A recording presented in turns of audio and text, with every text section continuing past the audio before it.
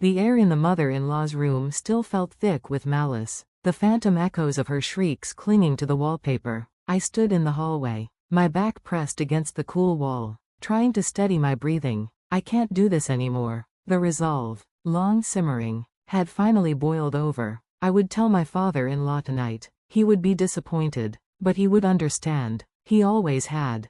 That's when I heard it, the unmistakable sound of the front door opening and closing. A jolt of confusion cut through my distress. It was only 2 in the afternoon. My father-in-law wouldn't be home for hours, and Wynne never came home during the day. For a foolish, fleeting second, a wild hope sparked. Had he somehow sensed my breaking point? Had he come to check on me?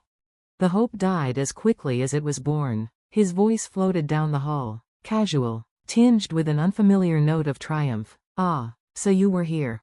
I walked into the living room, and the scene before me arranged itself like a cruel still life. Wynne stood near the sofa, not alone. A younger woman, sleek and confident in a tailored dress, stood slightly behind him, her arm possessively linked through his. Her other hand rested on the subtle, telling curve of her abdomen, and in Wynne's hand was a sheaf of papers. "Here's your divorce papers," he said, his voice not loud, but every word landed with the precision of a surgical blade. He held them out, not bothering to step closer. "My new wife will take care of everything now, so get out, you useless woman." The words useless woman hung in the air, absorbing the years of silent labor, the midnight feedings, the scrubbed floors, the managed tantrums, the 8-hour days of bathing, feeding, and enduring verbal abuse from the woman in the other room. They absorbed it all and declared it worthless.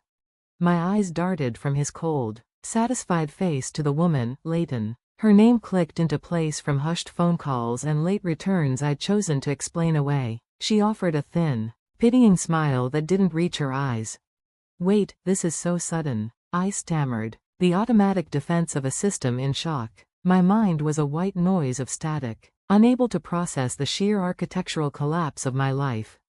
Wynne sighed, a performance of exasperation. "It's not sudden at all. You just didn't notice that Leighton and I have been together for 2 years already."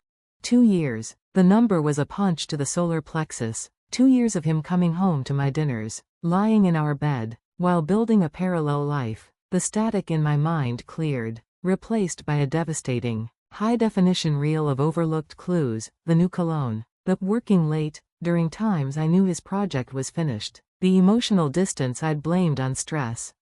"I'm pregnant with his baby," Leighton announced, her voice sweet and sharp as arsenic. She patted her stomach, a gesture both protective and profoundly territorial. "That's why you're no longer needed." The phrase "no longer needed" echoed his useless. It was their unified theory of me, a function that had been made redundant. And then they laughed. It was a crude, shared sound that stripped away any last pretense of dignity from the moment. It was the laughter of conquerors over captured ground. A violent tremor began in my core, radiating out until my shoulders shook. It was a quake of 15 years of suppressed anger, of swallowed retorts, of tears cried in silence so Flynn wouldn't see. The heat of it rushed to my face. They saw it, the tremor, the flush of humiliated fury, and their laughter intensified, feeding on my visible unraveling. And then, something inside me didn't break, but snapped into place, a final, definitive click. The trembling stopped, the heat receded, replaced by a glacial calm so profound it felt alien. I felt the corners of my mouth do something strange, pulling upward of their own accord. It wasn't a smile of joy, but the baring of teeth from a cornered animal that has just decided it is, in fact, a predator. What came out was a single, drawn-out syllable, smooth as polished stone. "Okay." Their laughter stuttered, faltered in the face of my unnerving calm. "I was actually thinking I'd reached my limit, too," I continued, my voice disturbingly even. I looked pointedly towards the hallway leading to his mother's room. "If you want me to leave, I'll gladly do so." I took a step forward, and for the first time, I saw a flicker of uncertainty in Wynne's eyes. "But make no mistake," I said, holding his gaze, "I will be getting compensation, for everything." I saw the calculations begin behind his eyes, the house, the savings, his income. Let him calculate. He had no idea of the true ledger. Without another word, I turned. I didn't go to the bedroom I'd shared with him to pack a bag. I didn't look for Flynn's childhood photos. I walked straight to the foyer, took my coat and purse from the hook, and stepped out of the house that had never truly been a home. I left without a backward glance, and I left without telling either of them the crucial detail the care manager would discover on her next visit, that his mother's aggressive resistance during assessments, her performance of normality, had been a carefully curated act of spite against me. Her actual condition was far more severe. The state-mandated care level was about to be drastically, expensively upgraded. Let his new wife, Leighton, take care of everything now. The door clicked shut behind me, sealing away the past. The cold afternoon air was bracing, shocking in its clarity. I was Anna, 41 years old, standing on the precipice of ruin, and for the first time in 15 years, I felt the terrifying, exhilarating wind of freedom at my back. The fight was not over. It had just begun on my terms. The next move was mine. The morning of the supposed business trip had been unremarkable. Wynne had fussed with his cufflinks, offering a perfunctory peck on the cheek, his mind already somewhere else. I'd absorbed his distraction as I did all things then, as a byproduct of work stress, a problem to be soothed, not scrutinized. The heavy front door had clicked shut with finality, or so I'd thought. For 8 hours, I'd navigated the minefield of his mother's care, the spoonfuls of pureed food met with grimaces, the bitter medicine, the hissed insults about my parenting that her slurred speech could not disguise. I was wiping my hands on a towel, my body aching with a familiar fatigue, when I heard the key turn in the lock again. Confusion, then a flutter of irrational concern. Had he forgotten something? Was he ill? I stepped into the foyer, the words, "Did you miss your flight?" dying on my lips. There he stood, not with a suitcase, but with her, a woman, young and polished, her hand resting on the pronounced swell of her abdomen. The afternoon sun from the open door haloed them, a cruel parody of a holy family. In contrast to my own frozen panic, the woman offered a serene, confident smile and gave a small, gracious nod, as if arriving for a planned afternoon tea. My voice, when it came, was thin and reedy. Who is this? Wynne's arm slid possessively around the woman's shoulders. Oh, let me introduce you. This is Leighton, my girlfriend. Girlfriend, the word, so juvenile, so deliberate, hung in the air of our marital home. I looked at Leighton, late 20s, with the careful elegance of someone who had time for salon visits and Pilates. Her smile didn't waver. It was a weapon, honed and ready. Wait, what do you mean? It was all I could muster. A plea for translation from a language of betrayal I didn't speak. It's exactly what I said. Wynne's tone was disturbingly casual, as if explaining a change in internet provider. I met Leighton by chance, and as we talked, we really hit it off. He paused, a smirk playing on his lips. Just imagine, such a young and pretty girl saying she likes me, between a nagging woman like you and a young, cute girl. Which do you think I'd choose? It's obvious, isn't it? He shrugged, the gesture a masterpiece of disdain. The room seemed to tilt. Nagging woman? Was that the summation of 15 years, of being the silent shock absorber between him and his mother, the manager of his home, the rearer of his child? Wait, this is so sudden, I stammered, the understatement of a lifetime. It's not sudden at all, he replied, his patience clearly wearing thin with my performance of the slow-minded wife. You just didn't notice that Leighton and I have been together for 2 years already. 2 years, the math was vicious, inexorable. 2 years of him leaving this house, perhaps still carrying the scent of my laundry detergent, to meet her. 2 years of him listening to my worries about Flynn or his mother with half an ear, his mind already in her bed. The scale of the deception was a physical weight, pressing the air from my lungs. And there's one more important thing to tell you. Wynne nudged Leighton, a grotesque parody of a game show host revealing a prize. Leighton, tell her.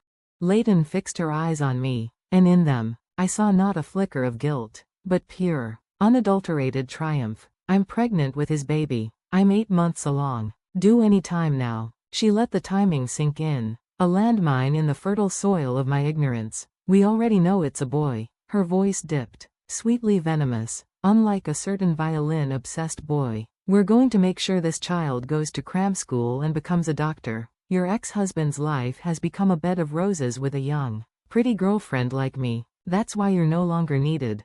No longer needed. The the final audit of my worth, as Leighton's victorious laughter, light and cruel, filled the foyer. The last fragment of my old self, the pleader, the explainer, the woman who sought understanding, shattered. The caregiving fatigue, the years of condescension, the betrayal that spanned years and now generations, coalesced into a single, white-hot point of clarity. Here's the divorce papers. Wynne thrust the documents forward, his ultimate trump card. My new wife will take care of everything now. So get out, you useless woman. So pack your things and leave soon. Their laughter merged then, a crude, harmonious chorus celebrating my obsolescence. A violent tremor began deep within me, a seismic release of suppressed fury. They saw it, my shoulders shaking, and it only fed their mirth. But then, the quaking stopped. An eerie, absolute calm descended. I felt my facial muscles move of their own accord, the corners of my mouth lifting not into a smile, but into something colder, more deliberate. What emerged was a single, drawn-out syllable, smooth as ice. Okay. Their laughter cut off, replaced by bewildered stares. The script was deviating. I tilted my head, the picture of serene agreement. Finally, you've said it. Wah. Wynne began.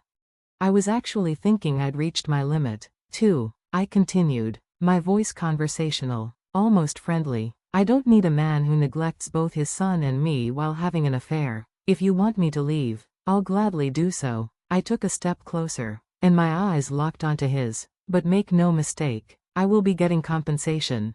Compensation? He sputtered, thrown entirely. What are you talking about now?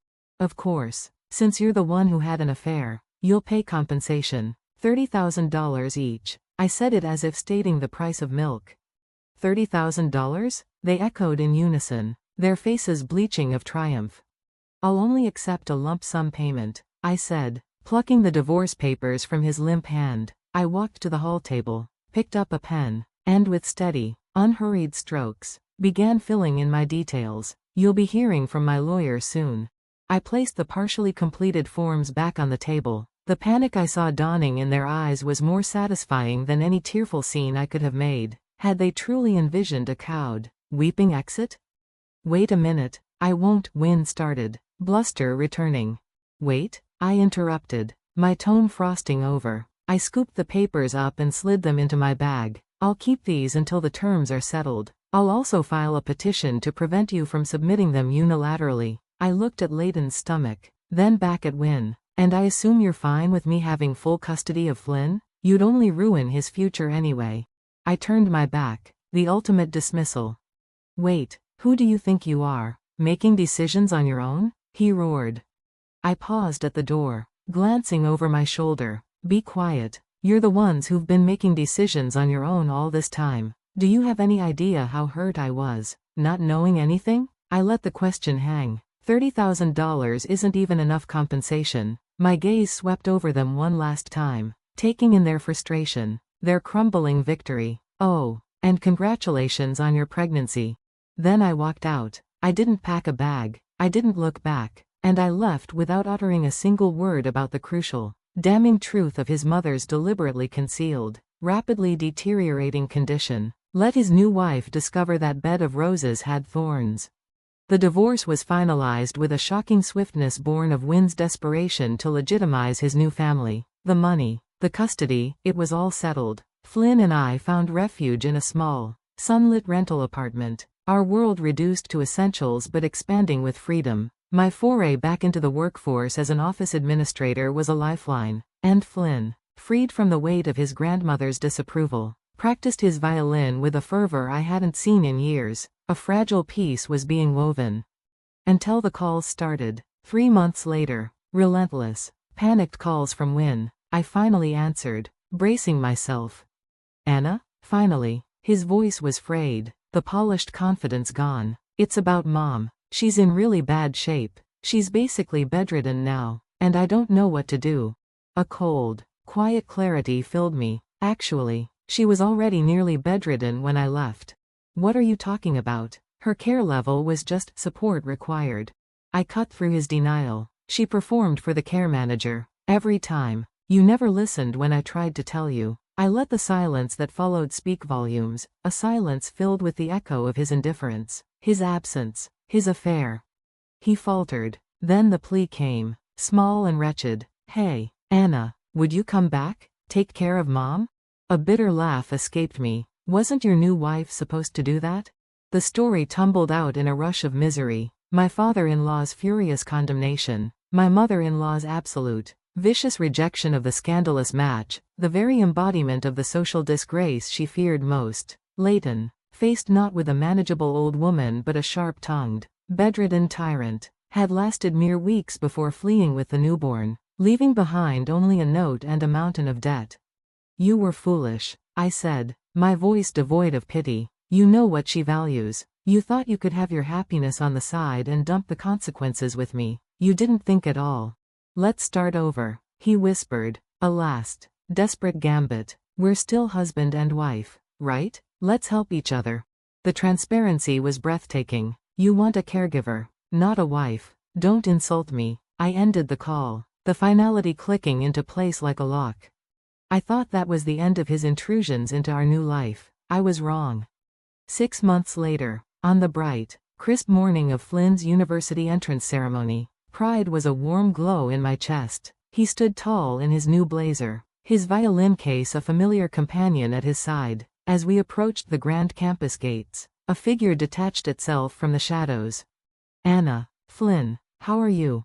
Win, but not the Win I had known. This man was gaunt, his clothes hanging loosely, a wildness in his bloodshot eyes. The scent of neglect clung to him. Win, why are you here? I instinctively moved to shield Flynn. I came to get you both. We're family. His voice was too loud, too eager. We should celebrate together. I don't remember telling you Flynn was accepted here. My blood ran cold. The smile that stretched across his unshaven face was unnerving, devoid of warmth, full of a desperate claim. Of course I know about my family's affairs, he said, and the implied surveillance made my skin crawl. We're not family anymore, Flynn stated, his voice firm and cold, a young man's voice, not a boy's. Shut up, kid, this is between me and Anna, Win roared, the mask of reason slipping. Win, please, I said, forcing calm, aware of the curious stares of other families. This is Flynn's day, don't ruin it. But he was beyond social cues. The story poured out of him, a fight with a client, a catastrophic demotion, his salary halved, the nursing home fees for his mother, now completely bedridden and more venomous than ever, bleeding him dry. Everything's gone downhill since you left, he accused, as if my departure was the original sin. Then his desperate, hungry eyes locked onto Flynn. But you can help me. I saw it online. You're popular now, a violinist. You have money. Lend me some. Come on, I'm your father. He reached out, his hand grasping at empty air between us. Flynn didn't flinch. I'm not your son anymore, Flynn said, each word dropping like a stone. This is what you brought on yourself. Deal with it. The rejection shattered Win's last shred of control. Rage mottled his face. You ungrateful child, he bellowed, and his fist, clenched tight with the failure of his life, swung toward my son. Stop it, I cried, throwing myself between them. But Flynn was faster. His hand, the careful, precious hand that coaxed beauty from strings, shot out and caught Win's wrist in a grip that was startlingly strong. He held it, immobile, as Win grunted in surprise and pain. When someone won't do what you want, you resort to violence? Flynn's voice was low, steady, dripping with a contempt he'd learned too well. You really are the worst. Damn it, let go. Remember what you and Grandma used to say? That violin was just like playing house? Flynn leaned closer, his voice a blade. Well, that playing house is now recognized by society. I'm in a better position than you. I'm even stronger than you physically. How does that feel? In the distance, the beautiful, welcome sound of police sirens pierced the air. As they wailed closer, Flynn maintained his hold, a calm, unyielding statue until the officers intervened. Win was led away, his shouts fading into the hum of the campus, a pathetic footnote to Flynn's new beginning. Later, we learned Win received a suspended sentence, a final blow that cost him his job entirely. His mother, a permanent, demanding shadow, was brought back from the facility he could no longer afford. They were trapped now, son and mother, in a bitter, codependent dance of resentment, surviving on the fraying safety net of social welfare. Our lives, in stark contrast, unfolded in light and music. Flynn's talent, no longer stifled, blossomed. He won competitions, his name appearing in reviews, his social media following growing into a community. The boy who was told his passion was worthless was becoming someone who created value.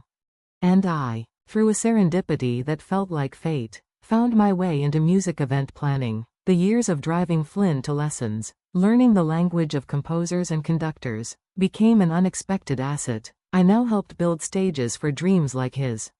After one such concert, we met my father-in-law, now just a kind, older man named Gerald, for dinner. His eyes shone with pride as he clasped Flynn's shoulder. A wonderful performance. I'm truly blessed. It's all thanks to you and Mom, Flynn said, his gratitude profound and earnest. You were my first believers. Tears welled in my eyes. Across the table, Gerald was similarly moved. Flynn raised his glass, a young man poised at the beginning of everything. A toast, he said, his smile encompassing us both. We lifted our glasses, the crystal chiming softly. To Flynn's success, I said. To Anna's new career, Gerald added. To our wonderful future ahead, Flynn finished, his voice sure and clear. Cheers. The sound was a clean, bright note in the warm room, a harmonious resolution after years of dissonance. We had not just escaped, we had composed a new song, and it was ours alone.